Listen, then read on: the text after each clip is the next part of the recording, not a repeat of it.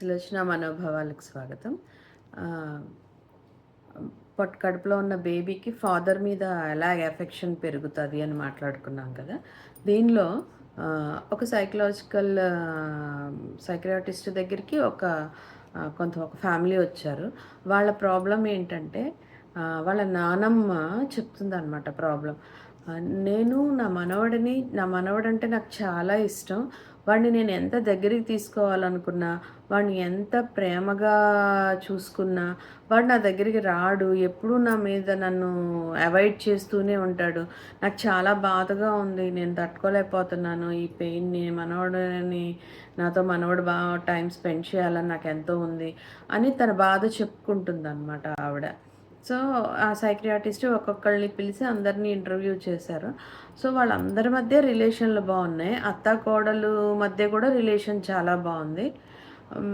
కానీ ఆ కోడలిని అంటే ఈ బాబు తల్లిని డాక్టర్ ఇంకా ఇంటర్వ్యూ చేసి అసలు పెళ్ళైనప్పుడు ఎలా ఉన్నారు? ఈ బేబీ కడుపుతో ఉన్నప్పుడు మీ రిలేషన్స్ ఎలా ఉన్నాయి అంటే, ఆ అమ్మాయి ఏం చెప్పిందంటే, పెళ్ళైనప్పుడు హస్బెండ్‌తో తన రిలేషన్ బానే ఉంది గానీ అత్తగారంటే తనకొక విధమైన భయము.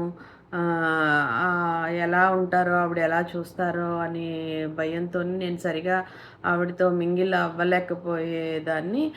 పైగా ఆవిడ అన్నీ కొంచెం అలా ఉండాలి, ఇలా ఉండాలి అని పద్ధతులు చెప్పిన దానికి ఆవిడంటే ద్వేషంగా ఉండేది. నాకు ఆవిడ నచ్చేది కాదు.